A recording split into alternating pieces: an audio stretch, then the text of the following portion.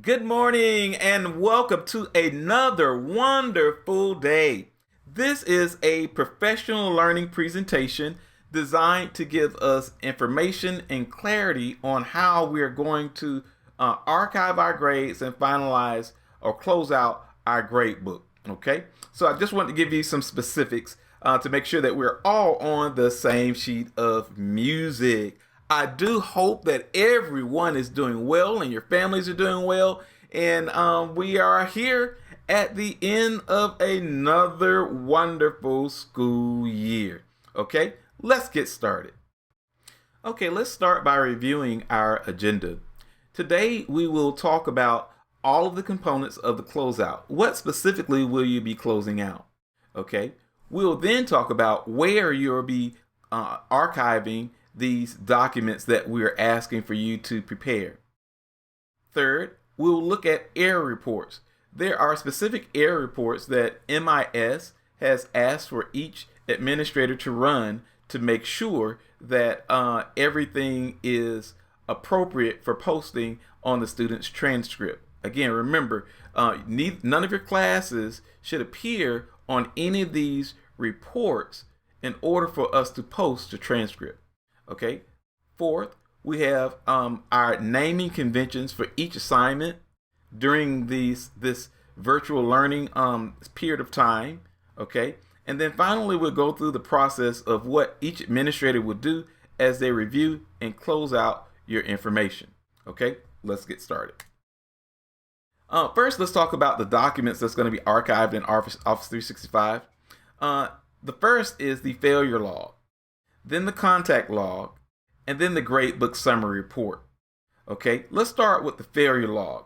This year, we have made a few modifications based on our current condition this particular semester. Let's review this actual document. You have your teacher name, the subject, the period, the total number of students in that class, the total number of students that failed the class, your failing percentage, the semester, and how many pages you're actually submitting. Okay. We have our student name. Now, this year, I need for you to write the student's 9-week grade. Okay. Then the 18-week grade. And then what was the final grade? Okay. Was this student a senior? What are the dates of your communication with this parent or the parent student to make sure that there has been ongoing dialogue in reference to the student's performance? Okay, was there a specific call that you made letting parents know, hey, your child is in danger of failing this class because X, Y, and Z? Was there any referral to the counselor, SST, RTI? What type of interventions were in place? Okay, and then finally, the reason for the failure. And notice it says C codes at the bottom. Let's scroll down to the bottom. Okay. If you notice right here, it says deficiency codes. Code A, failure to prepare homework and other assignments properly. B, low quiz test, major assignment grades. Okay. And then lack participation, etc. Okay. So there are a variety of reasons why a student may have failed your class. But we do ask that you put the code based on what actually took place that caused the child to fail. Okay. Now, I'm going to ask that you please, ma'am, sir, make sure that you submit one document failure list per class period.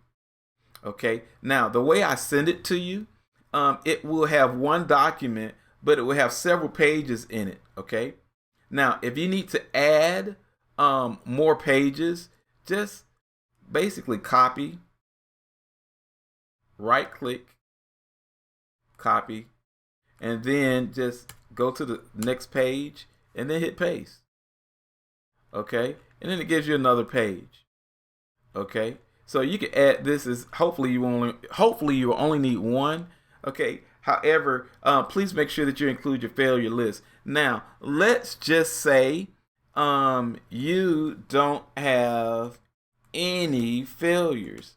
I still need for you to submit this document. And you know what you're going to put?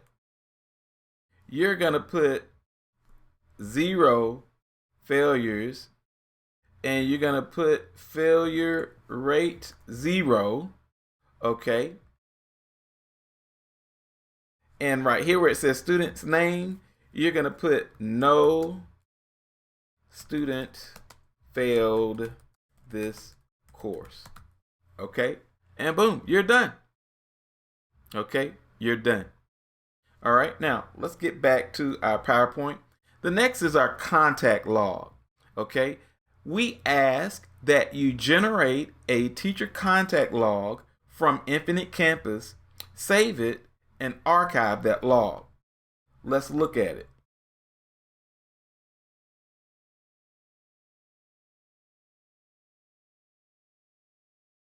Okay, what I did was I went into Infinite Campus and I actually generated a contact log based on the parents that I personally contacted this year for whatever reason.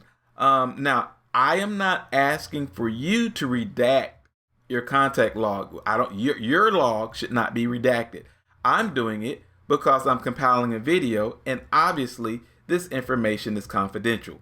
Okay, so what you're going to do is generate in Infinite Campus a teacher contact log, and you're going to save it and then upload it as one of your archive files. So this is how mine looks. This is how my, again, contact log will look. All right, now, actually, I now want to go to Infinite Campus and show you how to actually do that. Okay, so what I'm going to do is I'm going to go index. I'm going to go custom reports, contact logs,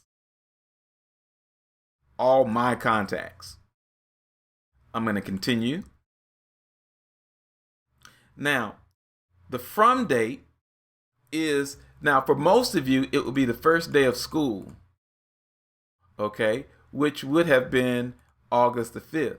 Now, let's say you were hired and you started work at Clarkston High School on November the 1st.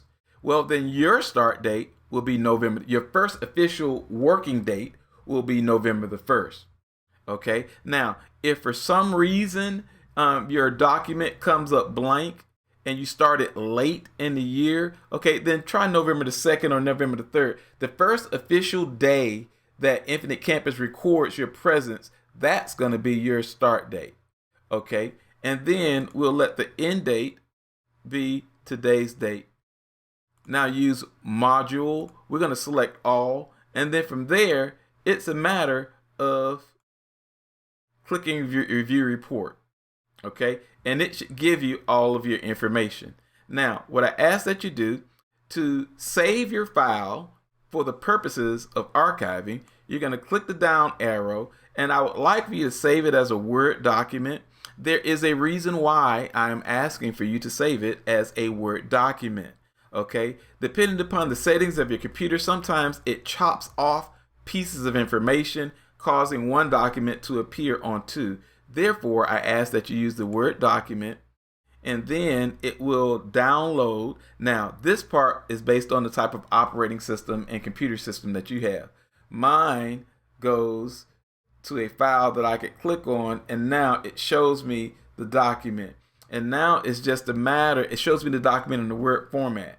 Now it's just a matter of me saving as, and then saving the document based on the naming conventions that we have designated for you to name them as, okay?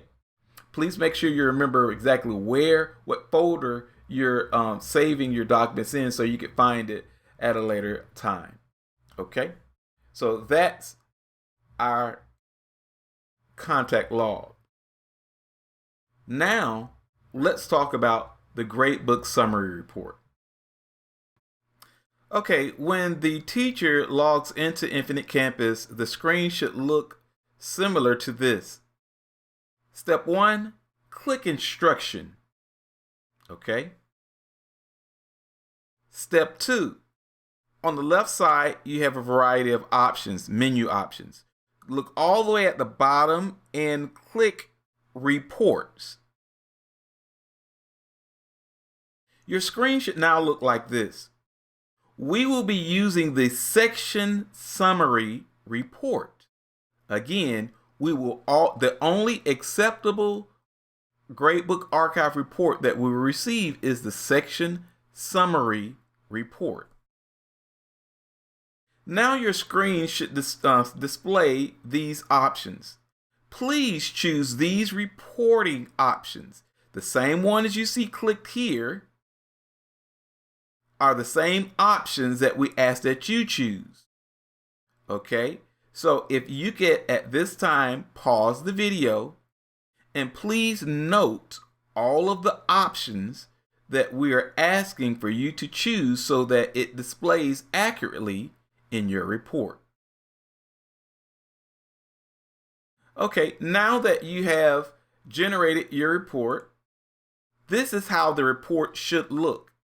The reason why we have asked that you use the section summary report is because page 1 will give you the specific name of each assignment that was given with the due date and the date assigned. And then it goes on to give the actual grade book. Okay, now these are the only 2 pages that I have chose to go over in this 9-page report. However, page 8 and 9 gives some very important information as well to help us just in case we have to go back in time and review something. So we ask that you use the section summary report. Let me go back. Do not use the Gradebook export. We are not using this report. We will be using the section summary report. Okay, and this again is a sample of pages 1 and 2 of your report. Let's talk about our naming conventions. We ask that you name your files using this file format: type of file _ last name first initial _ semester _ school year. Now, obviously, if you and another teacher have the same last name and first initial, go ahead and spell out your first name. Okay, now let's look at some examples. Okay, example 1, failure log _ ward Q _ second semester _ 2019-20. Example 2, contact log _ ward Q _ second semester _ 2019-2020. Example 3, Gradebook Summary Report _ ward Q _ first period _ second semester _ 2019-20. Example 4, I did a second one for the grade summary report because some of you have multiple sections embedded in the same class period. Therefore, we are using this example to demonstrate that. Gradebook Summary _ ward Q _ first period gifted _ second semester _ 2019-20. So I know that this teacher has 2 sections embedded in first period. One is a general ed section and one is a gifted section. So where should we place all of these files? Well, we're going to place them, we're going to archive them in Office 365. So we're going to talk about exactly where to place your archive files. You should be archiving 3 specific files: your teacher contact log, your second semester failure log, and your section summary report for each of the sections that you teach. Okay, now let's go ahead and change our screen and go and do a live demonstration of how to archive your grade. Okay, from Outlook, I'm going to go Clarkston faculty staff. Now, please be advised, the reason why I'm going over this is because I think they've made an update in Office 365 since we have last been physically on campus. Okay, so now I'm going to click these 3 dots. Now that I have entered our Clarkston faculty and staff, I'm going to click these 3 dots and I'm going to choose Site. and my screen should appear as such. Okay, now technically you could scroll down on the right and look for the Gradebook archive file right here, and it should say 2019-2020.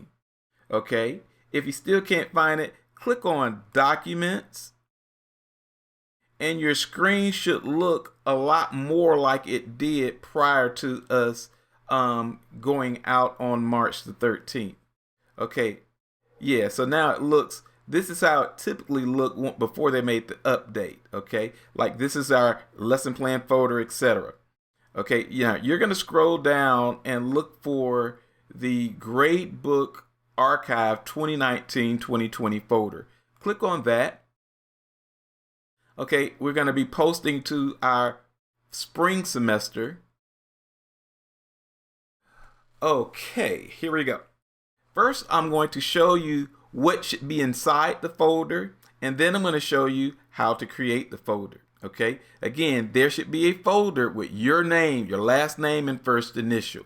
Okay, so here's our simple closeout folder. There should be 3 documents in it: the contact log, the failure log, and the section summary report. Okay, now let's go back. Okay, again, your name should appear in a folder. Let's talk about how to create that folder. Okay, I'm going to click New.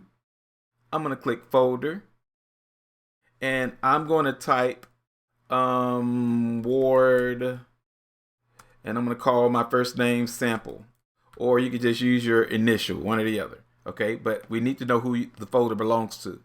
Okay, here it is. I have done it.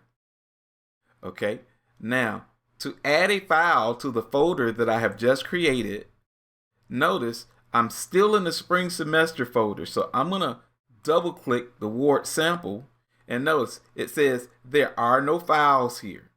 So to add a file, I'm going to say Upload, File, and then I am going to choose whatever file or folder that I will be using. Okay? So please remember where you save your contact log, your section summary report, and your failure log. And for the most part, that is it. I want to share one more thing. When your grade level, when your administrator for your department clicks on spring semester, this list should only show files. This list should only show folders. We should not see loose files when we go to this screen. All of your individual files should be neatly placed in your folder. Okay? Okay, let's talk about the 9-week versus 18-week grade. I will say, please be reminded of the guidance provided by the DeKalb County School District. Okay, general ed classes versus interrelated classes. As I have stated throughout the year, the general ed teacher is responsible for posting, archiving general ed classes and rosters, and the interrelated teacher is responsible for posting, archiving the collab rosters. With that said, it does not matter to me who actually generates or creates these documents. The person of accountability for the general ed classes will be the general ed teacher. The person who is accountable to the collab rosters will be the interrelated teacher. So if the interrelated teacher chooses to do all of the filing and archiving for both the general ed and the interrelated classes, that's fine.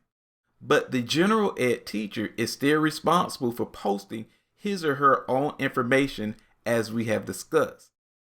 If the general ed teacher chooses to do all of this, complete all of the files, save all the files, archive all the files, okay, that's fine. However, when the interrelated teacher is closing out, the interrelated teacher is responsible for making sure that they have a folder with their contact log, with their failure log, and with their section summary for the interrelated classes.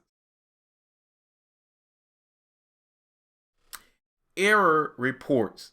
There are certain error reports that I must run before MIS will allow Clarkston High School to post our final averages to the transcript.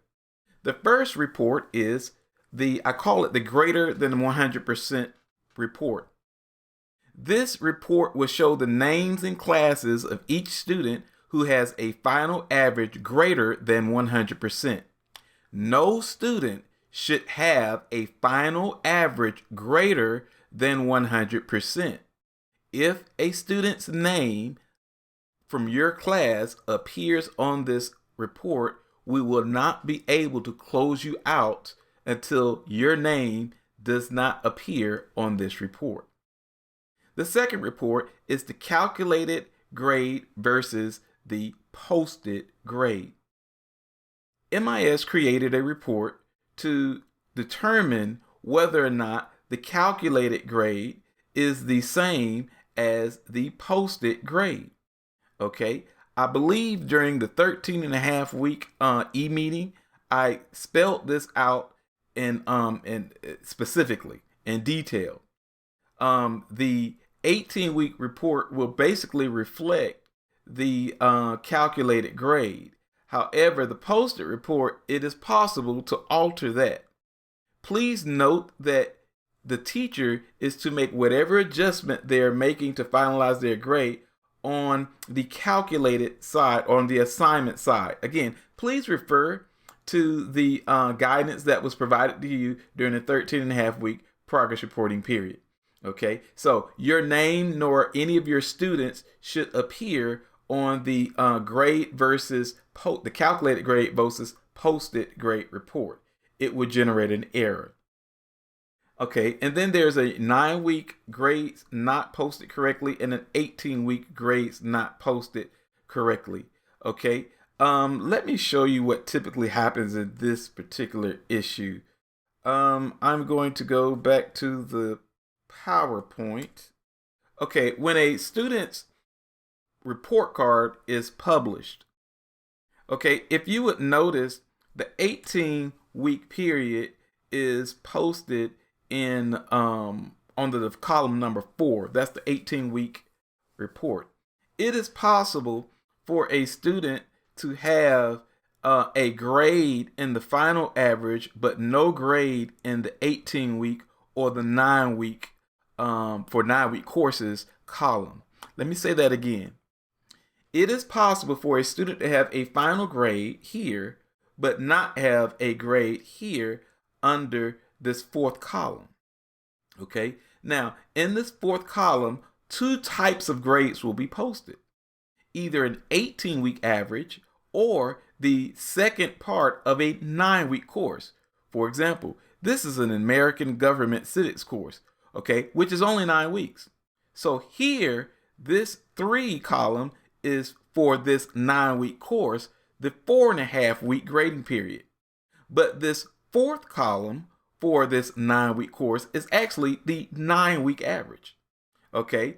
For this 18-week course, World Lit, okay, this 3rd column represents the 13.5 week grading period, but then the column 4 represents the 18.5 week grading period. Okay, so once you're done, again, we haven't made it to the deadline yet, okay? However, I had to show you something. So when we start reviewing everything, technically, we started talking about this particular report, the 9-week and the 18-week classes, okay? If your name appears on this report, it's typically because there is nothing that appears under the column 4. But yet there is something that appears under the final grade. So typically what happens is whatever the last grade was that was posted was pushed over, but every student must have either an 18-week or a 9-week average here under column 4. Okay? And then every child should have a grade noted here under the final grade. Every child should receive a final grade. No student should have anything listed up under the EOC column because no student took the EOC. Please do not adjust your categorical weights. Please do not add anything to the EOC column. Okay, we're almost done. Just a reminder, please make sure that all of the assignments that you keyed into Infinite Campus after March the 13th reflects the naming convention that we spoke to you about. For example, each assignment should be labeled virtual assignment, virtual learning assignment number whatever. For example, virtual learning assignment number 1, virtual learning assignment number 2. Please make sure that you have used that naming convention. Final steps. Your department designated administrator will begin the process of determining the following. Are your grade books posted in for each of the sections that you teach? Is your contact log archived in Office 365? Is your second semester failure log completed and archived? And are each of your section summary reports located in Office 365? Okay, dates. All senior grades should be actually posted at this time. Please note by Friday, they will be posted to the transcript so that their diplomas can be certified. All grades 9 through 11, your grade should be posted by 8 a.m. And at 8 a.m. on Tuesday, your grade level your content specific administrator will begin the process of reviewing the documents that we have just discussed during this particular video. This is more of a reiteration. Bullet 3. Please note that after your content administrator has successfully reviewed all your documents, if you are successful, they'll send you an email letting you know that everything is fine. Thank you for closing out. And finally, I want to thank you guys for all of the hard work that you have done. I am so grateful that I had an opportunity to meet each and every one of you, to interact with each and every one of you. And I thank you for welcoming me to the Clarkston and Gora family. This has truly been a wonderful school year, and I hope that you and your families have a happy and safe summer. Have a wonderful day.